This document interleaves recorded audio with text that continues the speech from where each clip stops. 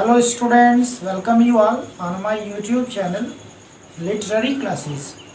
In our previous video, as you know, we were discussing or talking about the parts of a direct speech, and today we will study the styles of writing direct speeches. Students, आज हम लोग पढ़ेंगे, आज हम लोगों के topic है जो उस चैप्टर का नरेशन का टॉपिक नंबर 4 है। इस टॉपिक का टाइटल है styles of writing direct speeches. आइए सबसे पहले आपको समझाते हैं कि ये टॉपिक है क्या। आज के इस टॉपिक में स्टूडेंट्स हम लोग पढ़ेंगे कि डायरेक्ट स्पीच को कितने तरह से लिखा जा सकता है, या जो राइटर्स होते हैं, जो अच्छे ग्रामरियंस होते हैं, वो कितने तरह से लिख सकते हैं। चलिए अपनी शुरुआत हम करते हैं।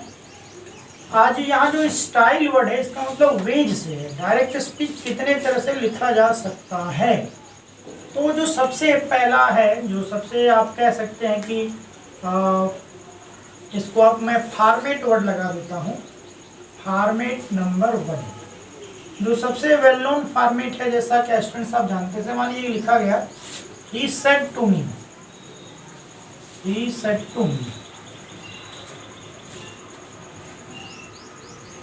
I read grammar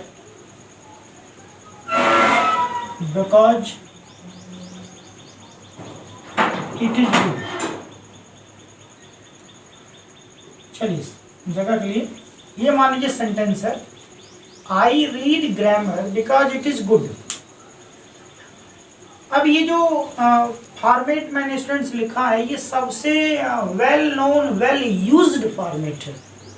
अभी जो मैंने तरीका अपनाया है डायरेक्ट स्पीच लिखने का स्टूडेंट्स, ये डायरेक्ट स्पीच को सबसे ज़्यादा जो राइटर होते हैं या जो व्यक्ति होते हैं, वो यही फॉर्मेट सबसे ज़्यादा यूज करता है। यानी सबसे पहले क्या कर देगा, तो रिपोर्टिंग पार्ट आएगा, जैसा कि हम लोग जानते हैं कि रिपोर्टिंग पार्ट है, और फिर उसके बाद जो होता है वो रिपोर्टेड पार्ट होता है। ये आपको समझना है स्टूडेंट्स। ये आपका सबसे वेल यूज्ड, जिसको मैं कह रहा हूँ एकदम अभ्यास में, ये है कि सबसे ज़्यादा जो ग्रामरियंस होते हैं, जो टीचर्स होते हैं, जो बच्चे होते हैं, वो इसी तरह का डायरेक्ट स्पीच लिखते हैं। पहले लिखते हैं रिपोर्टिंग पार्ट, फिर लिखते हैं रिपोर्टेड पार्ट। अब देखिए यहाँ एक और बात जो ध्यान तव्य है, नोटिसेबल है, ध्यान देने योग्य है, वो ये है कि जब कभी भी आप रिपोर्टेड पार्ट लिखते हैं तो वो इन्वर्टेड कामा के अंदर ही लिखते हैं। ऐसा हम लोग पिछले टॉपिक में भी ये बात उसका इंट्रोडक्शन हम लोग किए थे। अब देखिए रिपोर्टिंग पार्ट समाप्त हुआ तो उसके बाद एक कामा लग गया, उसके बाद रिपोर्टेड स्पीच को हम लोगों ने लिख दिया डबल कोटेड इन्वर्टेड कामाज में। अब यहाँ पे एक बात मैं स्पष्ट करूँगा कि जो कि डबल कोटेड इन्वर्टेड कामाज होता है वो सिंगल कोटेड भी होता है, लेकिन उसका प्रयोग यहाँ पे डायरेक्ट स्पीच को लिखने के लिए नहीं होता है। जो सिंगल कोटेड होता है, जैसे चैप्टर का नाम आप लिखते हैं या किसी लाइन को जब आप एक्सप्लेन करते हैं, तो आप उसका जब एक्सप्लेनेशन करते हैं किसी बुक का नाम लिखने के लिए, किसी राइटर के किसी पर्टिकुलर, तो जनरली जो होना चाहिए रिपोर्टेड स्पीच में या डबल कोटेड इन्वर्टेड मार्क ही यूज करना चाहिए। तो स्टूडेंट्स ये रहा आपका पहला तरीका। दूसरा जो फॉर्मेट स्टूडेंट्स होता है, आप देख लीजिए, इसको केवल टर्न कर दिया जाता है। आप चाहें तो डायरेक्ट स्पीच ऐसे भी लिख सकते हैं।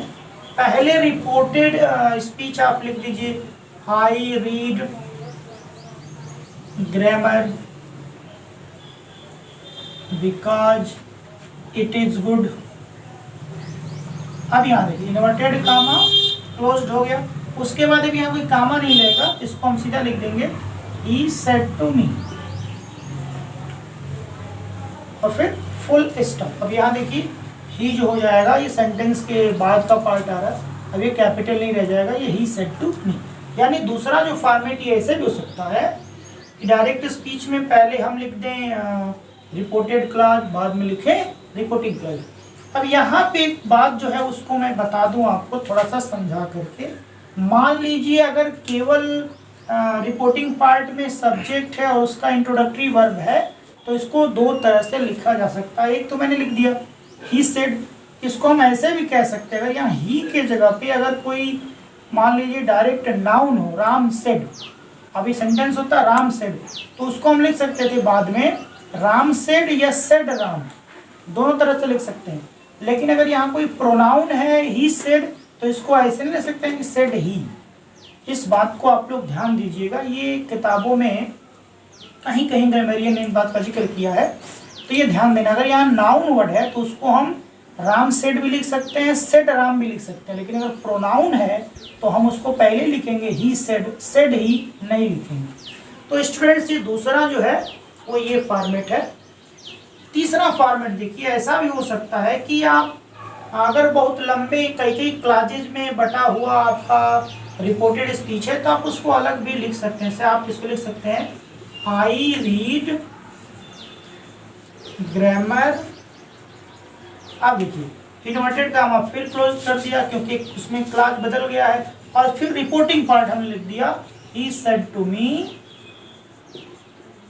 ही सेड टू मी, और फिर यहाँ कामा लगा दिया, और ऐसे इन्वर्टेड कामा खोल के फिर अगला जो क्लास है because it is good, because it is good, अब यहाँ पे डबल कोटेड फिर बन। तो स्टूडेंट्स, ये भी तरीका होता है कि कोई लंबा सेंटेंस है, लंबे का मतलब उसमें एक से अधिक क्लाजेज हैं, और वो भी ऐसे क्लाजेज हैं जिनको आप अलग तोड़ सकते हैं, उसको रख सकते हैं। तो ऐसा भी आपको कहीं कहीं राइटर्स यूज करते हैं, और हमें घबराना नहीं चाहिए। वो ऐसे भी लिखने का एक तरीका है कि पहले आ गया आपका रिपोर्टेड स्पीच, फिर आ गया रिपोर्टिंग स्पीच, और फिर उसका जो शेष पार्ट है वो रिपोर्टेड स्पीच आ गया। तो इस तरह से ये तीन जो हो गए आपके फॉर्मेट हो गए डायरेक्ट स्पीच को लिखने का।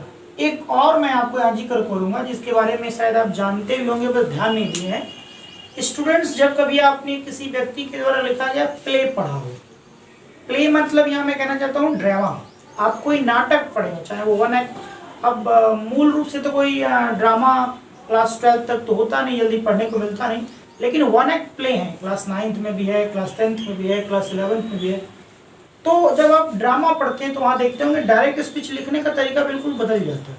उसमें क्या होता है कि जो हो रिपोर्टिंग स्पीच का केवल सब्जेक्ट होता है उसी का जिक्र किया जाता है। देखिए ये रिपोर्टिंग स्पीच है, तो राम सेड टू, मान लीजिए रावण से बात कर रहा है तो इसमें नहीं लिखा जाता है कि राम सेड टू रावण, लिखा जाता है राम, और फिर ये कोलन लगाया जाता है, और फिर रिपोर्टेड स्पीच लिखा जाता है why have you done this. मान लीजिए प्रभु राम ने उनसे पूछा अरे तुमने नरपिशाच ऐसा काम क्यों किया, तो ये देखिए डायरेक्ट स्पीच है। ये बेहतरीन एग्जांपल है कि आप जो लोग कहते हैं कि डायरेक्ट स्पीच में जो स्पीकर का एग्जैक्ट वर्ड होता है वो कभी भी इन्वर्टेड कॉमा के बाहर नहीं होना चाहिए। यहाँ देखिए वही इन्वर्टेड कॉमा का प्रयोग नहीं करना है। ये छोटी छोटी बातें भी हमें जानना है। तो ये भी डायरेक्ट स्पीच में ही। अब इसको मान लीजिए रावण जब रिप्लाई कर रहा है तो रावण रिप्लाइड राम या सेड टू राम, तो उसने कहा कि, मान लीजिए उसने कहा कि आई एम अ डेमन। वो कह दिया कि देखिए प्रभु ऐसा है कि मैं, मेरे से धर्म के आचरण की आप अपेक्षा मत करिए, आजकल के तो मानव आचरण नहीं कर रहा है, मैं तो उसमें भी असुराधिपति हूँ, असुर हूँ। तो ये जो आप देख रहे हैं कि अब ये डायरेक्ट स्पीच है। डायरेक्ट स्पीच यहाँ जो रावण दिया है, इसके बाद इसका जो वर्ब है वो हटा दिया गया, उसका जो ऑब्जेक्ट है वो हटा दिया। जब इनडायरेक्ट बनाएंगे तो फिर हमें सोचना पड़ेगा। तो ये डायरेक्ट स्पीच के लिखने के 4 बड़े तरीके हुए, और इसके बारे में हमें जानकारी होनी चाहिए। एक बात यहाँ से और मैं जोड़ दूंगा कि हमें घबराना नहीं है। जब हम इनडायरेक्ट बनाते हैं स्टूडेंट्स, तो इनडायरेक्ट में कभी भी ऐसा नहीं होता कि पहले रिपोर्टेड स्पीच आया था। जब भी आप इनडायरेक्ट बनाएंगे तो उसमें हमेशा पहले रिपोर्टिंग स्पीच ही आता है। भले डायरेक्ट को कई तरह से लिखा जाता है, लेकिन इनडायरेक्ट को जब भी हम लिखना शुरू करेंगे तो we will start from reporting speech, then we will conclude to reported speech. तो ये रही स्टूडेंट्स 4 तरीके कि हम डायरेक्ट स्पीच को कैसे लिखें। अब यहाँ से आपको अपेक्षा है समझ में आया होगा। जहाँ भी कोई दिक्कत आए आप कमेंट बॉक्स में लिख सकते हैं या पूछ भी सकते हैं, आपके पास कई तरीके हैं। अब यहाँ से स्टूडेंट्स मैं टॉपिक नंबर 5 बताऊंगा, जो कोई खास नहीं होगा, जो किसी बुक मेड नहीं होगा। मैंने सोचा कि आपको ये 5वां टॉपिक भी मैं बता दूं। वो हो जाएगा जनरल इंस्ट्रक्शंस। देखिए स्टूडेंट, जब हम लोग डायरेक्ट स्पीच को इनडायरेक्ट स्पीच में बदलने वाले हैं तो कहीं ना कहीं हमको कुछ बातों की तैयारी ठीक से कर लेना चाहिए, जिसको अगर हम नहीं जानते हैं तो कहीं ना कहीं हम लोग इस चैप्टर को रियलाइज नहीं करेंगे, लर्न नहीं करेंगे, रटेंगे। तो मुझे लगता है कि रटने की कोई ज़रूरत नहीं है। जो नरेशन हम चैप्टर पढ़ रहे हैं, जिस तरह से मैं उसको टॉपिक वाइज बता रहा हूँ, कोई बच्चा क्लास 6 में है, अगर वो बहुत छोटा होगा तो 7-8 में अगर आ गया है तो वहाँ से लेकर के इंटरमीडिएट तक, या कोई कॉम्पिटिटिव भी बच्चा है तो वो इसको आनंद ले सकता है। कोई क्लास का पार्टीशन नहीं, क्योंकि मैं इसको 0 से ही स्टार्ट करूँगा, इसके अंतिम छोर तक मैं ले जाऊँगा।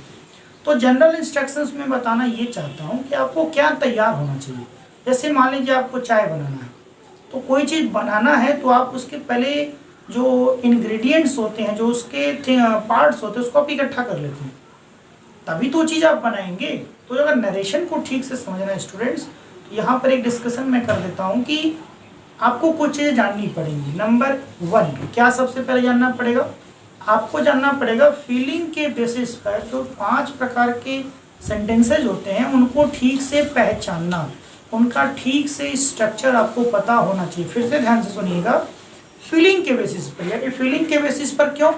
क्योंकि नरेशन में जब डायरेक्ट को इनडायरेक्ट हम बदलते हैं तो फीलिंग को ही सेफ रखते हैं और वाक्य के स्ट्रक्चर में परिवर्तन करते हैं। तो क्या हमें सेफ रखना है? बोले फीलिंग। तो फीलिंग के बेसिस पे जो सेंटेंस होते हैं, जैसे असर्टिव होता है, इंट्रोगेटिव होता है, इंपरेटिव होता है, ऑप्टेटिव होता है, एक्सक्लेमेटरी होता है, स्टूडेंट्स इस सबका हमें अच्छे से ज्ञान होना चाहिए। अब मान लीजिए कोई बच्चा असर्टिव न पहचानता, उसको ऑप्टेटिव एक्सक्लेमेटरी में कन्फ्यूजन हो, फिर वो कहे कि हमको नरेशन समझ में नहीं आता, तो ये दोष लगाने से नरेशन नहीं आएगा। आप इन बातों को ठीक से समझ लीजिए, और यदि नहीं जानते हैं तो फिर आप लिख सकते हैं, उस पर भी एक वीडियो बन सकता है। ये नहीं देखना है कि ग्रामर बहुत छोटा टॉपिक है कि बड़ा टॉपिक है। दूसरी बात, आपको हर सेंटेंस का टेंस पहचानने आना चाहिए कि कोई सेंटेंस, जैसे मैंने आपसे कहा कि वी आर लर्निंग ग्रामर, तो आपको पता होना चाहिए कि कौन से टेंस का है, इस सेंटेंस की क्रिया का काल क्या है, what is the tense of the verb of this sentence, ये पहचानने बिल्कुल आना चाहिए। अगर आपको टेंस पहचानना नहीं आएगा, अगर आपको सेंटेंस पहचानना नहीं आएगा, तो स्टूडेंट्स नरेशन में बहुत सी दिक्कतें आ सकती हैं। और यदि ये पहचानना आता है तो दिक्कतें जो आएंगी वो दिक्कतें नहीं होंगी, वो हमारे लिए जानकारी का एक खजाना बन के आएंगी जिसको हम सीख सकेंगे। तीसरी जो बात है, हमें कुछ पंक्चुएशन का भी ज्ञान होना चाहिए कि किस सेंटेंस के बाद कैसा पंक्चुएशन लगता है।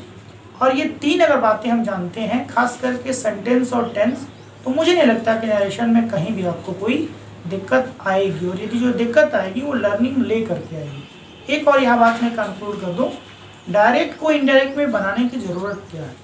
नंबर 1, देखिए ये कई बार प्रश्न हमारे मन में आ सकता है, क्यों हम डायरेक्ट को इनडायरेक्ट करते हैं, क्या उद्देश्य होता है।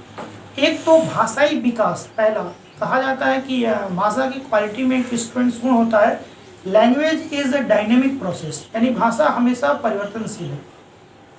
तो भाषा के जानकारों के लिए, भाषा के जानने वालों के लिए, दोनों के लिए, अगर हमें भाषा का कोई और रूप मिल रहा है तो बेहद खुशी होती है कि हम इस बात को और कितनी तरह से कह सकते हैं। एक तो भाषा का विकास होता है कि किसी बात को हम इस तरह से भी कहते हैं, इस बात को हम ऐसे भी कह सकते हैं। दूसरी एक जो मैंने अपने से विचार किया है कि बहुत सी ऐसी बातें होती हैं जिसको हम डायरेक्ट स्पीच में नहीं बोल सकते हैं। एक छोटा सा उदाहरण लेंगे जिसको आप रफ नहीं मानेंगे। मान लीजिए कोई व्यक्ति आपसे नाराज हो और किसी व्यक्ति के बारे में वो बहुत गालियाँ दे दे और आपसे कहे, राजदूत आपको बना दे और आपसे कहे कि जाओ उसको कह दो कि मैंने ये कहा है। तो एक सामाजिक प्राणी और पढ़े लिखे व्यक्ति होने के कारण क्या आप उन गालियों को रिपीट करना पसंद करेंगे? नहीं करेंगे। आप उसके भाव को सेव करके उस शब्दों का परिवर्तन जरूर करेंगे। तो ये बहुत से कारण होते हैं जिससे हमें डायरेक्ट को इनडायरेक्ट में बनाना चाहिए।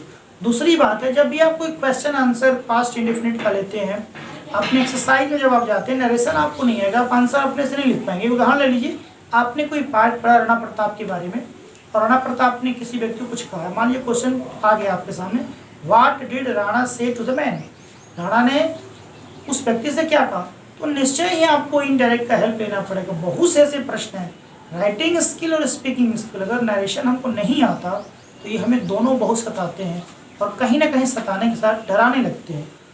तो इन सब बातों के साथ 5वीं जो टॉपिक है जनरल इंस्ट्रक्शंस कंप्लीट होती है। अगली जो 6 टॉपिक होगी स्टूडेंट्स वो होगी conversion of direct speeches into indirect speeches. I hope आज की टॉपिक आपको समझ में आई होगी। इस लॉकडाउन के पीरियड में जहाँ भी रहिए सुरक्षित रहिए और मातृभूमि की जो सेवा हो पाए उसे करने का प्रयास करिए। इन्हीं शुभकामनाओं के साथ आज के सेशन को मैं यहीं क्लोज करता हूँ। Be safe and keep learning. Okay, thanks.